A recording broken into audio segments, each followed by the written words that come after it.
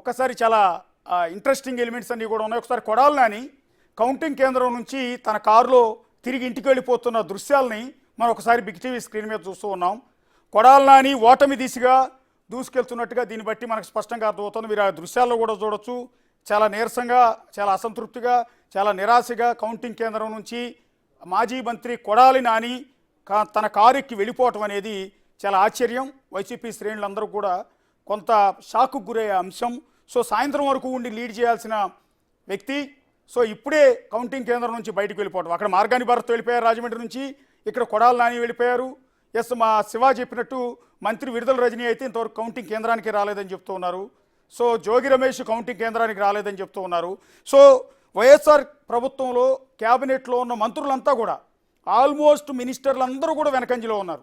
ఒకళ్ళిద్దరు కాదు, చిత్తూరు జిల్లా పొంగనూరులో ఉన్న పెద్దిరెడ్డి రామచంద్రారెడ్డి నుంచి మొదలుపెట్టి మంత్రి రోజా నుంచి మంత్రి విడుదల రజనీ, అట్లాగే మాజీ మంత్రులు, అట్లా వెలంపల్లి శ్రీనివాస్, కొడాలి నాని, ఇట్లా ప్రతి ఒక్కళ్ళు కూడా ఆ శ్రీకాకుళం నుంచి సీదిరి అప్పలరాజు వెనకంజలో ఉన్నారు. అట్లాగే ధర్మాన సోదరులు వాళ్ళిద్దరు అన్నదమ్ములు, ఒకళ్ళు మంత్రి అయితే ఒకళ్ళు మాజీ మంత్రి. సో వాళ్ళిద్దరూ లీడ్లోనే ఉన్నారు. అట్లాగే స్పీకర్ తమ్మినేని సీతారాం వెనుకంజలో ఉన్నారు. పెనమలూరులో మంత్రి జోగి రమేష్ వెనుకంజలో ఉన్నారు. అట్లాగే మచిలీపట్నం నుంచి మాజీ మంత్రి పేర్ని నాని పోటీ చేయట్లేదు, కానీ ఆయన తరఫున ఆయన కొడుకు పేర్ని కిట్టి నుంచోబెట్టారు. సో ఆయన కూడా వెనుకంజలో ఉన్నారు. అంటే ఆల్మోస్ట్ ఎంటైర్ మాజీ మంత్రులు, ప్రెజెంట్ ఉన్న మంత్రులు, మాజీ మినిస్టర్స్, అట్లాగే ప్రెజెంట్ ఉన్న క్యాబినెట్లో ఉన్న మంత్రులు అంతా కూడా వెనుకంజలో ఉన్నారు. టోటల్గా ఇప్పటి వరకు ఉన్న అప్డేట్స్ ప్రకారం అయితే దాదాపు ఆంధ్రప్రదేశ్లో మ్యాజిక్ ఫిగర్కి అంటే విజయానికి చేరువలో టీడీపీ కూటమి కనిపిస్తోంది. దాదాపు 100 సీట్లకు దగ్గరలోకి టీడీపీ కూటమి చేరుకుంది. మెజార్టీ సీట్లు టీడీపీ గెలిచింది. జనసేన చాలా చోట్ల లీడింగ్లో ఉంది. బీజేపీ కూడా పోటీ చేసిన చోట లీడ్లో ఉంది. ఇప్పటికి 94 స్థానాల్లో టీడీపీ కూటమి లీడ్లో ఉంది. వైఎస్ఆర్ కాంగ్రెస్ పార్టీ 19 స్థానాలకు మాత్రమే పరిమితమైంది. అంటే 2019లో వచ్చిన రిజల్ట్ అనేది రివర్స్ అవుతుందా? టీడీపీ కూటమికి 150 సీట్లు వచ్చి వైసీపీకి 23 సీట్లు పరిమితం అవుతాయా? ఇదంతా ఓన్లీ జస్ట్ ఎగ్జాగరేషన్ మాత్రమే. అంటే ఇప్పుడున్న ట్రెండ్ను చూస్తుంటే అది కనిపిస్తుంది. 2019 ఎన్నికల్లో కూడా ఇదే రకమైన ట్రెండ్ కనిపించింది. టీడీపీ 19-20 స్థానాలు చూపించిన సందర్భంలో వైసీపీ అప్పటికే 100 స్థానాలు దాటేసింది. ఆ నేపథ్యంలో ఆ పార్టీకి 151 స్థానాలు వచ్చాయి. సో ఇప్పుడు మళ్ళీ రివర్స్ అయింది. ఇప్పుడు సైకిల్కి 151 స్థానాలు, 100 స్థానాలు దాదాపు ఇప్పుడు కనిపిస్తున్నాయి. వైసీపీ కేవలం 19 స్థానాలకు పరిమితమైంది. ఒకసారి చిత్తూరు జిల్లాకి వెళ్దాం. చిత్తూరు జిల్లాలో పెద్దిరెడ్డి రామచంద్రారెడ్డి మంత్రి, ఆ పార్టీలో కీలకమైన వ్యక్తి. ఒక విధంగా చెప్పాలంటే పార్టీలో నెంబర్ 2 అని చెప్తుంటారు. ఆ ఎంటైర్ జిల్లా మొత్తాన్ని కూడా ఆయన శాసిస్తూ ఉంటారు. ప్రస్తుతం మంత్రిగా కూడా ఆయన ఉన్నారు.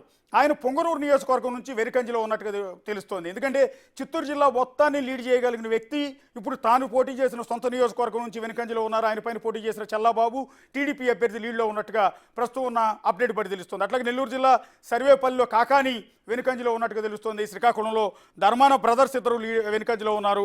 అట్లాగే మంత్రి సీదిరి అప్పలరాజు వెనుకంజలో ఉన్నారు. ఏపీ మంత్రులందరికీ ఒక విధంగా షాక్. ఒకసారి నా కొలీగ్ నాగరాజు ఉన్నారు, నాతో పాటు యాడ్ అవుతున్నారు. నాగరాజు, అంచనా వేస్తూ వస్తుంది. సర్వే ప్రకటించినప్పుడు కానీ, బిఫోర్ ఎగ్జిట్ పోల్స్ కానీ, ఆఫ్టర్ ఎగ్జిట్ పోల్స్ కానీ చెప్తూ వస్తుంది 120 స్థానాలకు పైచిలుకు. మీరు కూడా గ్రౌండ్లో జీరోకి వెళ్ళి చాలా చెప్పారు. నిన్న మొన్న కూడా మీ అనాలిసిస్ని కూడా అప్డేట్ చేస్తూ చెప్పినటువంటి పరిస్థితి. ఒకవేళ గనక ఇప్పుడున్న పరిస్థితుల ప్రకారం ట్రెండ్ గనక ఇదే కొనసాగితే ఎవరు ఊహించినటువంటి అనూహ్య ఫలితాలు కూడా వచ్చే అవకాశాలు ఉన్నాయంటూ కూడా బిగ్ టీవీ మొదటి నుంచి కూడా చెప్తూ వస్తుంది. దానికి అనుగుణంగానే ఇప్పుడు అప్డేట్ మనకు వస్తుంది. ముఖ్యంగా మీరు ఇప్పుడు చెప్పారు పెద్దిరెడ్డి విషయం తీసుకుంటే, పెద్దిరెడ్డి కేవలం ఒక ప్రాంత నాయకుడిగా కాకుండా ఆల్మోస్ట్ ఆల్ 2 జిల్లాల్ని, చిత్తూరు జిల్లా నుంచి పెద్దిరెడ్డి రామచంద్రారెడ్డి, ఇందాక నేను చెప్పాను, పార్టీని లీడ్ చేసే వ్యక్తి, పార్టీలో సెకండ్ ప్లేసు. ఆయన పొంగనూరు కాన్స్టిట్యున్సీ నుంచి ఇప్పటికే 3-4 సార్లు గెలిచారు. చంద్రబాబుపై పదే విమర్శలు చేస్తారు. చంద్రబాబు టార్గెట్ కూడా పొంగనూరు, అదే జిల్లాకు సంబంధించిన వీళ్ళిద్దరు క్లాస్మేట్స్ కూడా అనుకుంటా, బహుశా చదువుకునేటప్పుడు ఎస్వి యూనివర్సిటీలో వీళ్ళిద్దరు కాంటెంపరీ అనుకుంటాను. సో ఇప్పుడు అదే పొంగనూరు నుంచి పెద్దిరెడ్డి రామచంద్రారెడ్డి వెనుకంజలో ఉన్నట్టుగా మనకు అప్డేట్ తెలుస్తుంది. ఇది ఒక సంచలనం. ఇందాక నుంచి చెప్తున్నట్టుగా ఒక్కసారి దామోదర్ దగ్గరికి వెళ్దాం. దామోదర్, అశోక్, మీ జిల్లాలో చాలా ఇంట్రెస్టింగ్ ఎలిమెంట్స్ ఉన్నాయి. ఒకటి, పెద్దిరెడ్డి రామచంద్రారెడ్డి వెనుకంజలో ఉన్నారని మీరు అప్డేట్ ఇస్తున్నారు. అట్లాగే మీ జిల్లాకి సంబంధించిన మంత్రి రోజా పరిస్థితి ఏంటి? ఈ ఇద్దరు అప్డేట్స్ ఇవ్వండి. అశోక్, ఏదైతే ఉమ్మడి చిత్తూరు జిల్లాలో బిగ్ టీవీ అంచనాలు నిజమవుతున్నాయి, 10కి పైగా సీట్లు వస్తాయంటూ బిగ్ టీవీ చేసిన సర్వే ఖచ్చితంగా నిజమయ్యే పరిస్థితి కనిపిస్తుంది. మంత్రి పెద్దిరెడ్డి 2 రౌండ్లో వెనుకబడ్డాడు. తర్వాత 3వ రౌండ్లో కేవలం స్వల్ప ఆధిక్యత 45 ఓట్ల ఆధిక్యత మాత్రమే సాధించాడు. ప్రస్తుతం 4వ రౌండ్ కొనసాగుతుంది. మొత్తం మీద అయితే ఉమ్మడి చిత్తూరు జిల్లాలో ఇటు కుప్పం నుంచి అటు ఏదైతే కాళహస్తి నగరి వరకు టీడీపీ ఆధిక్యత మొత్తం అన్ని చోట్ల కొనసాగుతున్న పరిస్థితి. నగర్లో రోజా అయితే ఇప్పటి వరకు మొదటి రౌండ్ ఫలితాలు రాలేదు, కానీ అక్కడ పోటీ చేస్తున్న ఎంపీ అభ్యర్థికి సంబంధించిన ఫలితాలు వచ్చాయి. దానికి సంబంధించి ఏదైతే నగర నియోజకవర్గానికి సంబంధించి తెలుగుదేశం పార్టీ ఎంపీ అభ్యర్థి ఇప్పటికే 6,000 ఓట్ల లీడ్లో నగర నియోజకవర్గానికి సంబంధించి ఉన్నారు. అంటే ఈ విధంగా అదే రకమైన లీడ్లో తెలుగుదేశం పార్టీ అభ్యర్థి గాలి భానుప్రకాష్ కూడా ఉండే అవకాశం ఉంది. మొత్తం మీద చిత్తూరు జిల్లా వ్యాప్తంగా టీడీపీ ప్రభంజనం కనిపిస్తుందని చెప్పవచ్చు. 1994లో మాత్రమే టీడీపీ పూర్తి స్థాయిలో ఇక్కడ ఆధిక్యత కొనసాగించిన పరిస్థితి. ఆ తర్వాత చంద్రబాబు నాయుడు సీఎంగా కొనసాగినప్పటికీ ఏసారి కూడా పూర్తి స్థాయిలో ఆధిక్యత లేదు. కానీ ఇప్పుడు 2024 ఎన్నికల్లో మాత్రం తెలుగుదేశం పార్టీ ఒక ప్రభంజనాన్ని ఇక్కడ సృష్టిస్తుందని చెప్పవచ్చు. ముఖ్యంగా ప్రతి నియోజకవర్గంలోనూ లీడ్లో కొనసాగుతుంది. ఏదైతే నగరి, కాళహస్తి, తిరుపతి, చంద్రగిరి, అదేవిధంగా చంద్రగిరి నియోజకవర్గాన్ని తీసుకుంటే ఇప్పటి వరకు గెలవక 25 సంవత్సరాల పైగా అవుతుంది. మొత్తం మీద అయితే ప్రతి నియోజకవర్గంలోనూ తెలుగుదేశం పార్టీ ఆధిక్యత పూర్తి స్థాయిలో కొనసాగుతుంది. కేవలం పెద్దిరెడ్డి రామచంద్రారెడ్డి 2 రౌండ్లలో వెనుకబడి 3వ రౌండ్లో 45 ఓట్ల ఆధిక్యత మాత్రమే సాధించిన పరిస్థితి. మరోవైపు పీలేరులో ఏదైతే నల్లారి కిరణ్ కుమార్ రెడ్డి సోదరుడు దూసుకుపోతున్నాడు. అదేవిధంగా రాజంపేట పార్లమెంటు పరిధికి సంబంధించి ఒక 3 నియోజకవర్గాల్లో ఏదైతే పీలేరు, పొంగనూరు, అదేవిధంగా మదనపల్లి నియోజకవర్గాల్లో కిరణ్ కుమార్ రెడ్డి పార్లమెంటు అభ్యర్థిగా లీడ్లో ముందుకు వెళ్తున్న పరిస్థితి. అదేవిధంగా రైల్వే కోడూరు నియోజకవర్గంలో జనసేన పార్టీ ఆధిక్యతలో ఉంది. ముఖ్యంగా రాయచోట్ల విప్ శ్రీకాంత్ రెడ్డి పోటీ చేస్తున్న రాయచోట్ల కూడా టీడీపీ ఆధిక్యత కొనసాగుతుంది. ఈ విధంగా ఇట్లా ఉమ్మడి చిత్తూరు జిల్లాకు సంబంధించి అటు అన్నమయ్య జిల్లాలోనూ కూడా టీడీపీ ఆధిక్యత పూర్తి స్థాయిలో కొనసాగుతున్న పరిస్థితి కనిపిస్తుంది. ఇదే ట్రెండ్ ముందుకు కొనసాగితే చాలా పెద్ద ఎత్తున సీట్లు ఇక్కడ వచ్చే అవకాశం ఉంది. 14కు సుమారు 12 సీట్లైనా విజయం సాధించే అవకాశం ఉందని భావించవచ్చు. అశోక్, డాక్టర్ యాజియా, మీరు ఏపీ తెలంగాణ రైట్ దామోదర్, ఇప్పుడు వరకు ఉన్నటువంటి పరిస్థితులు బట్టి చూస్తే ఇది ఎప్పటికల్లా ఒక ట్రెండ్ వచ్చే అవకాశం కనిపిస్తుంది. అంటే కొన్ని బూతుల్లో కొన్ని నియోజకవర్గాలకు సంబంధించి 4వ రౌండ్, 3వ రౌండ్ కౌంటింగ్ కొనసాగుతుంది. కొన్ని నియోజకవర్గాలకు మొదటి రౌండ్ ఫలితాలు కూడా బయటకు రాలేదు. అయితే చిత్తూరు అసెంబ్లీకి సంబంధించి మొదటి రౌండ్ ఫలితాల్లో 2,000 ఓట్ల ఆధిక్యత వచ్చింది. ఇప్పటి వరకు టీడీపీ బోని కొట్టని ఏదైతే జీడి నెల్లూరు నియోజకవర్గంలో 2,000 ఓట్ల ఆధిక్యత టీడీపీ సాధించడం విశేషం. మొత్తంగా ఏదైతే డిప్యూటీ సీఎం నారాయణ స్వామి కుమార్తె ఇక్కడ వెనుకబడి ఉంది. అదేవిధంగా ఏదైతే పూతలపట్టు నియోజకవర్గంలో కూడా టీడీపీ వరుసగా 3 సార్లు ఓడిపోయిన పరిస్థితి. ఇక్కడ కూడా టీడీపీ 2,000 ఓట్ల ఆధిక్యతలో ఉంది. జర్నలిస్టు మురళీమోహన్ ఆధిక్యతలో కొనసాగుతున్నాడు. ముఖ్యంగా చంద్రగిరి నియోజకవర్గం, అదేవిధంగా తిరుపతి, శ్రీకాళహస్తి, నగరి ఈ నియోజకవర్గాలు ఎటు చూసినా పూర్తి స్థాయిలో టీడీపీ ఆధిక్యత కొనసాగుతుంది. అదేవిధంగా తంబలపల్లి నియోజకవర్గంలో కూడా 2,000 ఓట్ల ఆధిక్యతలో టీడీపీ ఉంది.